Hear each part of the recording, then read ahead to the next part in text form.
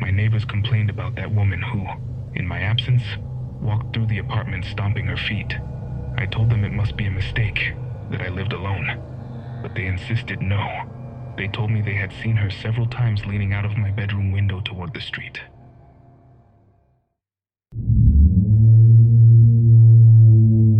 A very good evening to the best community on your internet, and thank you for letting us reach you with the following selection of stories with 7 tales that are going to be so intense that we're going to ask you, if you have the opportunity, not to listen to them alone. And this is also one of those episodes that children should better avoid. We know there are many listening to tales, and some editions like this one can be too intense for them and for sensitive people or those who may become susceptible to suggestion.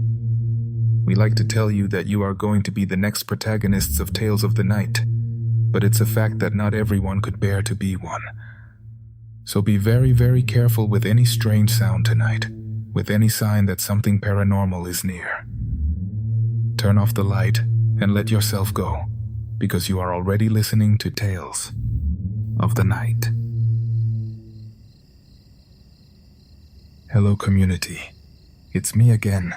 And I've shared several stories with you, although the truth is, none have aired on the program yet. Even so, I want to keep telling you what happened to me, because somehow it takes a bit of weight off my shoulders. This, for example, happened when I was a child. I was about 9 years old, more or less. At that time I asked permission to go sleep at Martin's house, a friend from school. He wasn't one of my best friends, but I really liked going to his house. And the thing is, he had a huge collection of Dragon Ball action figures, the ones they sold at the street market, and also the original ones. Some that had been brought from Japan, and although they weren't mine, I loved having them all in front of me, watching how he arranged them on his shelf and spending hours playing with them. I remember well that my mom went to drop me off that afternoon. When we arrived, she looked at me very seriously and warned me something that I remember perfectly to this day. It's okay for you to stay here, but don't go out to the park. Stay in the house. Do you understand me? In front of Martin's house there was a huge park. It had very tall trees, several concrete paths with lampposts and a couple of courts. But at night, it became something else. Half of it remained in darkness, as if it swallowed the little light there was, and it looked even bigger than it really was. That night we played for a while with the action figures until Martin's grandmother, who was the one taking care of him because his parents didn't live there, went to bed somewhat early. As soon as we heard her bedroom door close, Martin told me we should go to Herrera's, another boy from school. He had a PlayStation 2 and a bunch of games I had never tried. The idea of disobeying made me nervous, but the truth is excitement won me over. We left without making any noise, jumped over the park fence, ran directly through the darkest part, away from the lit path so no one would see us. I was going with my heart beating harder, thinking about what my mom had told me, but at the same time excited because I felt I was doing something forbidden, that it was mischief, and I didn't do much of that. We crossed the park, arrived at Herrera's house, and there we forgot all the fear. We played Dragon Ball Budokai for a while. We played Tekken, and then a FIFA that he bragged about a lot because he had bought it with his own money. Between laughter and fights with the controllers, time flew by. Suddenly Herrera told us it was very late, that his dad was about to arrive and that if he didn't find him there, he was going to scold us. When we went out, when we saw what we had to cross in darkness, the park seemed gigantic to us. It was in total silence, except for the sound of crickets. There was no one, or at least that's what we thought. Until halfway through the park we saw it. In the middle of the lit path there was a man. He was extremely tall, exaggeratedly tall, very thin, dressed in a black suit that made his legs and arms look even longer. He had his head raised, as if he were looking at the sky, completely motionless, as if he were observing something invisible up there. His face was totally white, smooth, without features that could be distinguished. It looked like he had it covered with bandages. His hands too, bony, elongated, but covered with bandages. We froze. Martin, who was the brave one, the one who crossed that park at night as if it were nothing, just looked as confused as I was. I remember he even murmured something like, "What the hell is that?" And he didn't move. I could barely breathe. All I wanted was to run. But I felt that if I did, that thing was going to follow me. We decided to go around it so we wouldn't cross near it. We found a section of the fence where people crawled under to get out without needing to jump. And that's where we tried to escape. Martin went first and shot out running. I tried to follow him, but just at the moment I was passing under the fence, I felt something like a hand had grabbed me by the leg.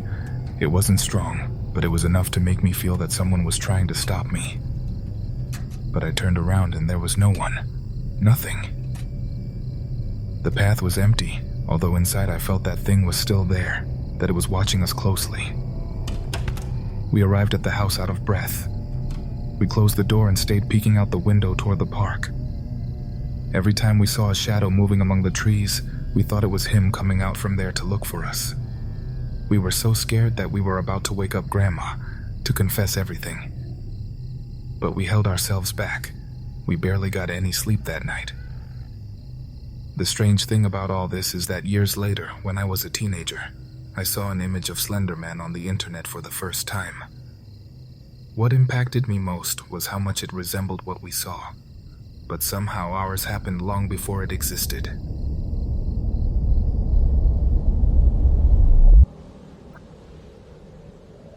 Hello, community. I want to tell you about something that happened to me several years ago, when I was 17. It was my first serious job as a waiter in a restaurant. The truth is I had no experience at all, but they gave me the opportunity because my uncle had worked there for many years, and they still remembered him fondly. Although by that time he no longer lived in the city. The first days were exciting, learning to carry trays, to set tables, to please customers, to move quickly between the aisles without bumping into anyone. But they were also heavy shifts. I almost always left very late, with the smell of food embedded in my clothes and my feet aching from so many hours standing. That night started the same as others.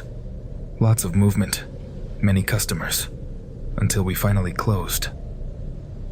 The coworker who normally gave me a ride was resting, so I had to leave alone. Outside, there was no one left. The boulevard that led to my bus stop was almost empty. Only an occasional car passing from time to time. As soon as I started walking, I heard something strange, like a murmur, as if someone had asked me for help.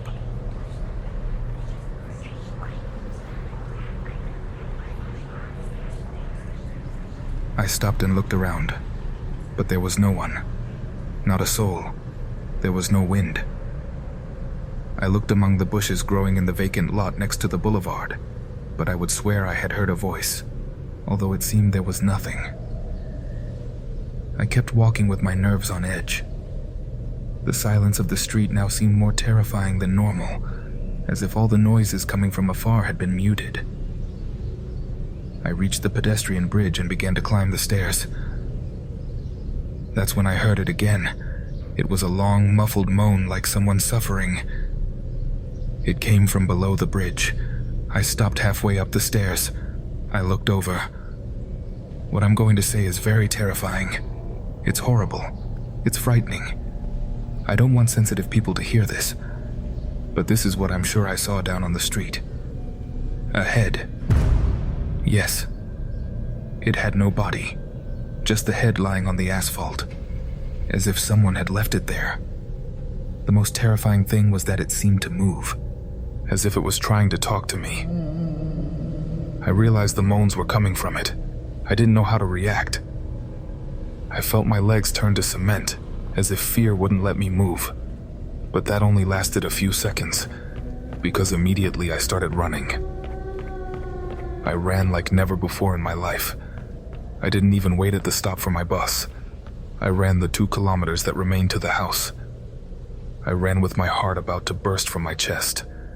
I didn't look back even once, drenched in sweat, trembling, and that night I could barely sleep.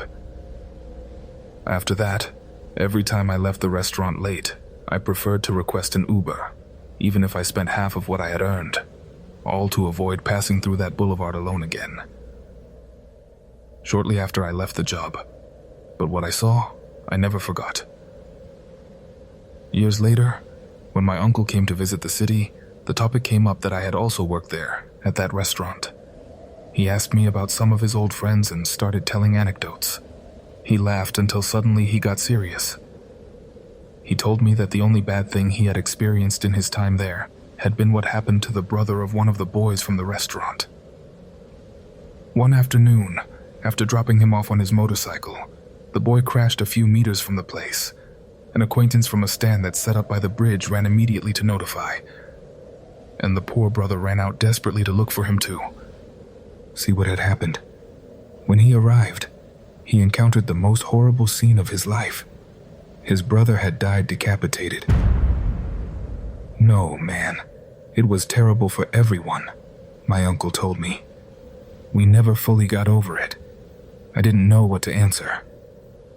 I felt a strange chill in my stomach because I understood instantly that what I had seen that night on the bridge was real, that it wasn't my imagination, that it hadn't been a dream. It was an echo, a ghost, a last scream trapped in that place. And to this day, although I no longer live nearby, I know I would never dare to walk through there at night again.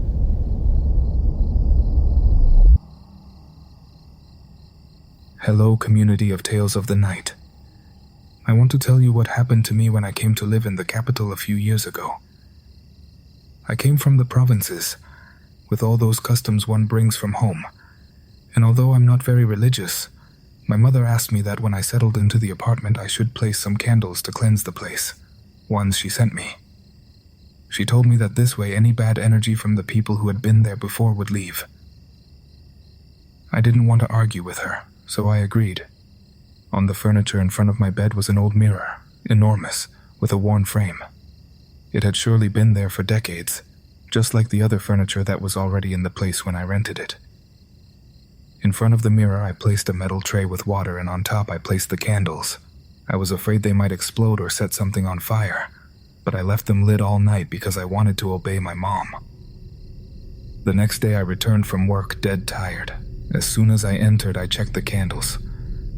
They were fine. Then I took off my work clothes, and as I passed by the mirror again, I noticed something strange. The candles were already almost completely consumed, and that didn't make sense because since the night before and with everything, that day they hadn't even passed the halfway point. It was impossible that in a few minutes since I arrived, they had been consumed that way, and put on others. But I was so tired that I decided to take a bath instead. The bathroom was inside the bedroom. I entered, closed the door, and turned on the shower. Steam began to fill the space, and then I heard it. A very vague humming, as if someone were singing softly. It was coming from the bedroom. It was coming from my bedroom. I stood motionless with the water running, trying to listen better. There was no music. There were no neighbors making noise. It wasn't a clear human humming. The bedroom light was off. Only the candles had remained lit.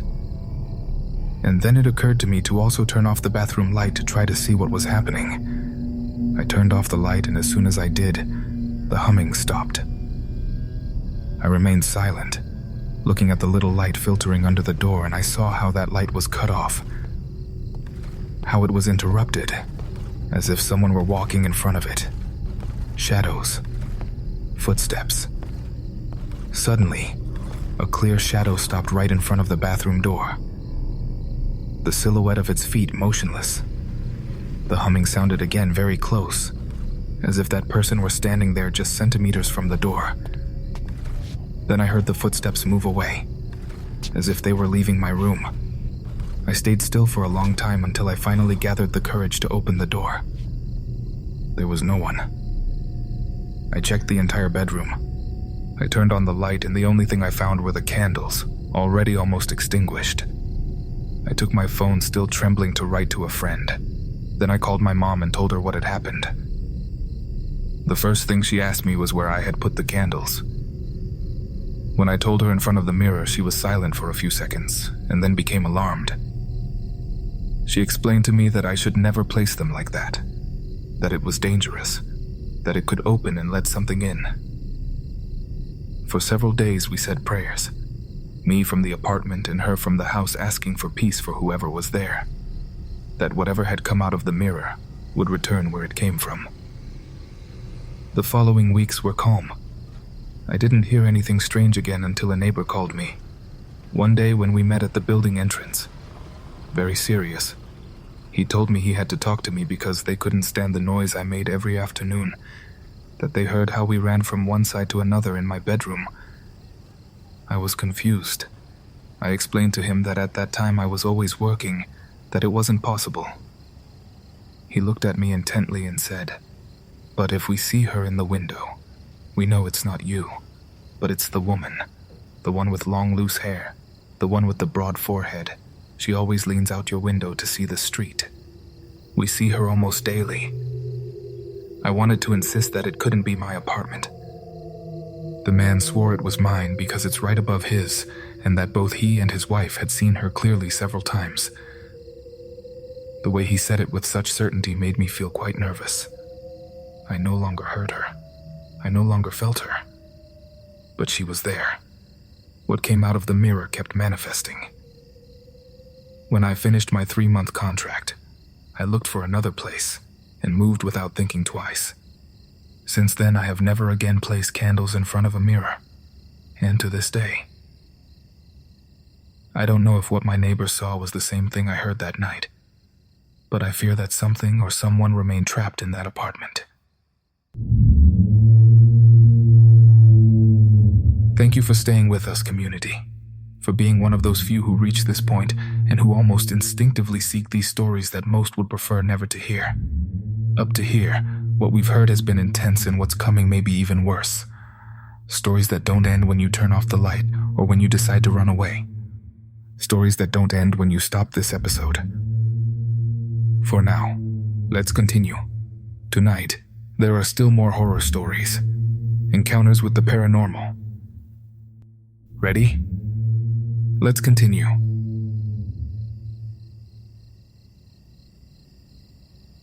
Hello. My name is Ryan. I want to tell you about something that happened to me when I was in university.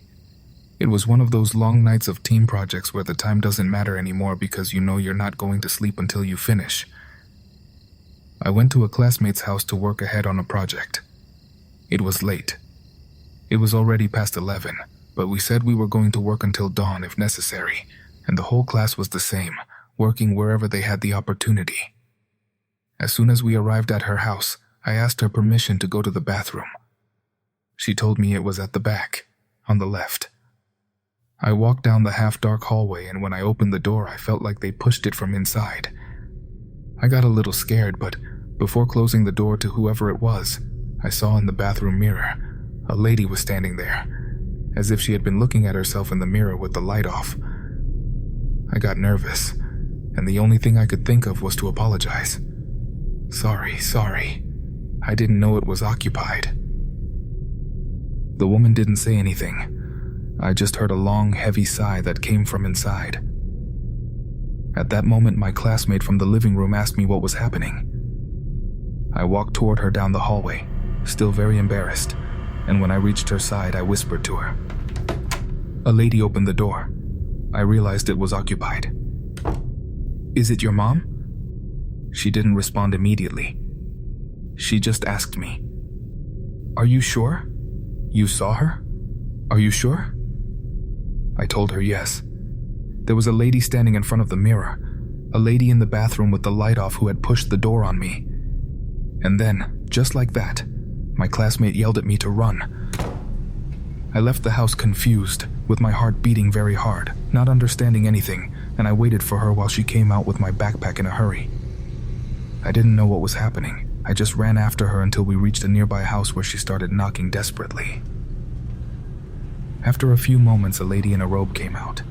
Surprised to see us there, it was the one who rented the house to my classmate, who, still very agitated, barely managed to tell her. "We already saw her. My friend saw her in the bathroom. she pushed the door on her.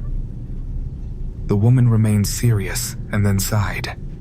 She didn't look surprised, rather like someone who already knew what we were talking about. She just asked her permission to go pray for a while to calm her down, and we left from there, straight to a friend from class's house to continue working somewhere else. To avoid that, try to finish the work we had to do. Later, when we were calmer, my classmate told me everything. She said that from the beginning, when she came to rent that place, they warned her that sometimes a woman appeared, a quite violent entity, who was the former owner of the house, who, according to the new owner, never wanted to leave, not even after death. I never returned to that place. I think my classmate never offered it again to do homework. And to this day, when I remember that night, suddenly I feel like I hear that sigh again, that annoyed sigh.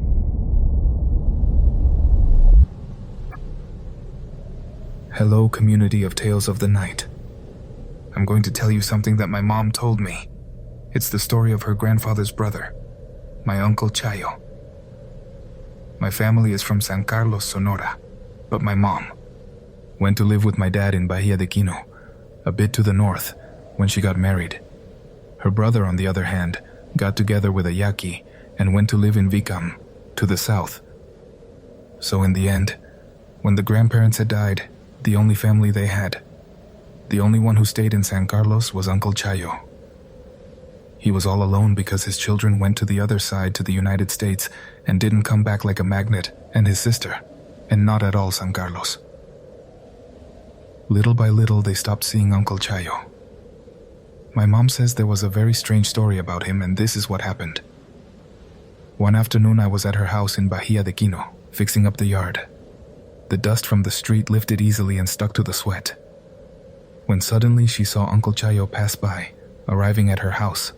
He greeted her as always, with his hat well placed, his gray mustache, and that smile he never lost. My mom was very surprised because he wasn't used to visiting, and much less without warning, and much less going all the way to Bahia de Quino. Even so, she invited him to come in.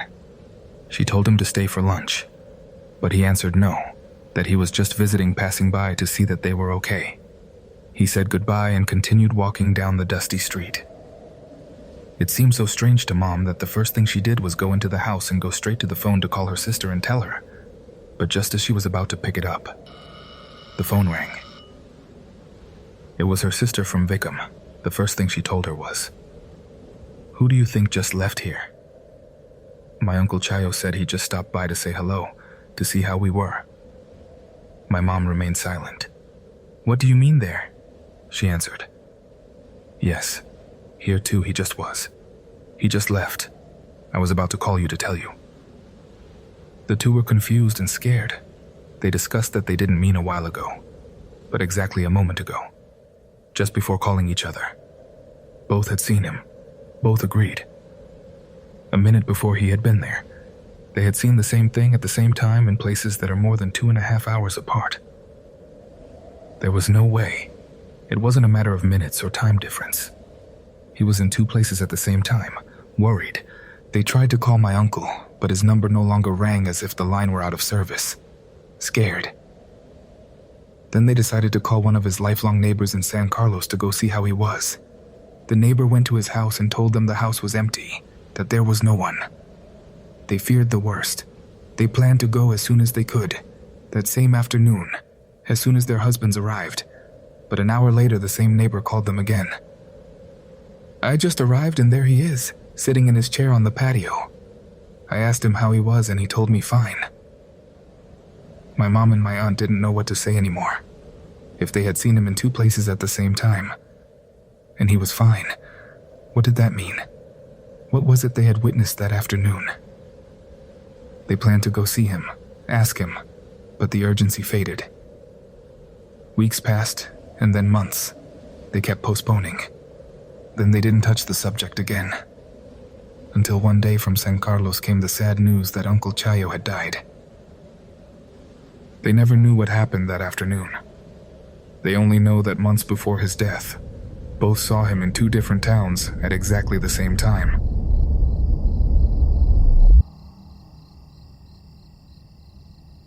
This is not exactly a horror story. Rather, it's a story about the signs that sometimes we don't want to see.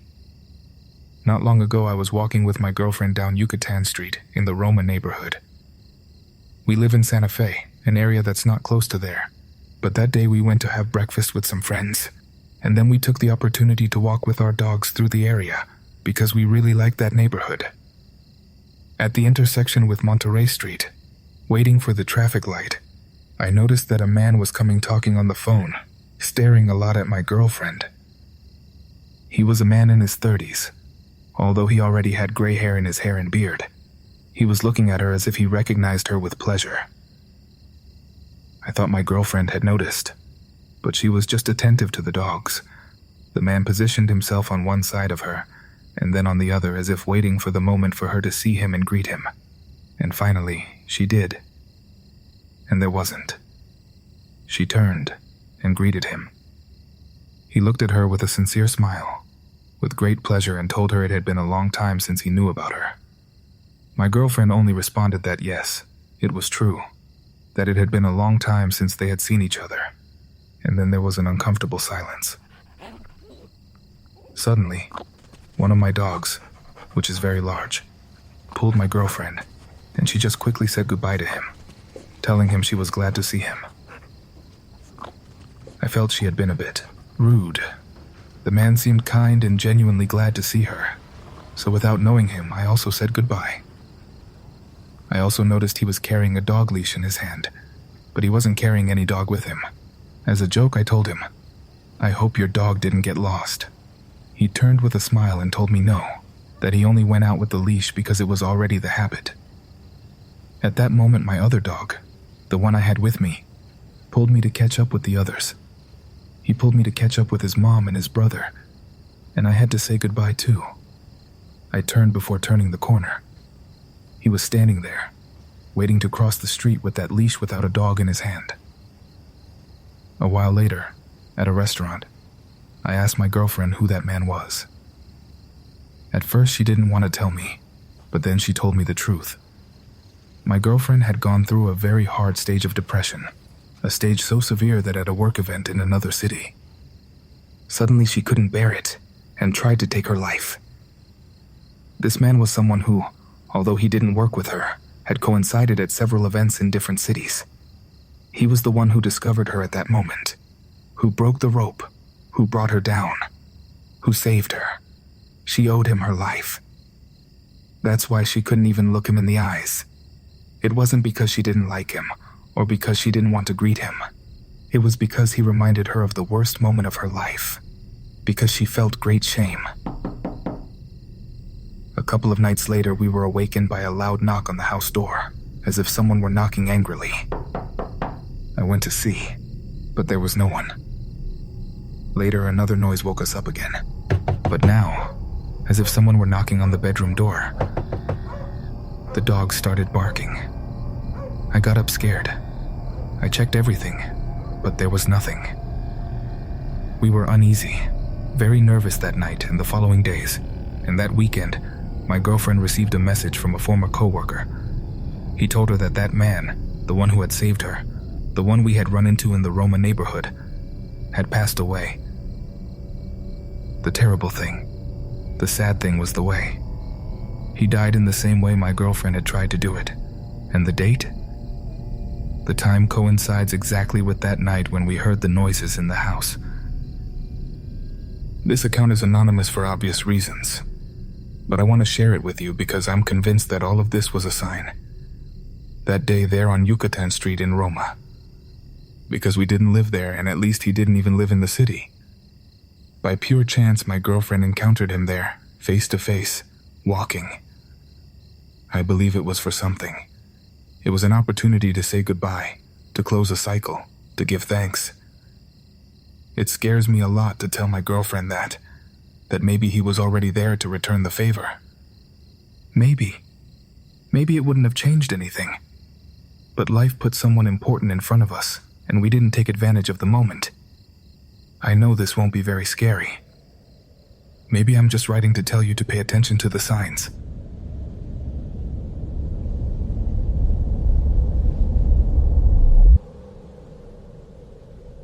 This happened to me a few years ago, when I still lived with my parents. It was around 12 in the morning, and the landline phone in the house started ringing. I got up, answered half asleep, and heard the voice of a woman. "I'm coming over there. Wait for me." I remained silent, confused. I asked her who was calling, and then there was a very long silence. Then, that voice on the phone said, "Don't you recognize me?" I felt something very bad and hung up immediately. The strange thing was that the next day when I woke up, my mom was very serious. They had just called her. At night, at 2 in the morning, her aunt had passed away. We never knew if the call had simply been a wrong number, a prank, or if it was her, the aunt, warning that she was on her way, saying goodbye.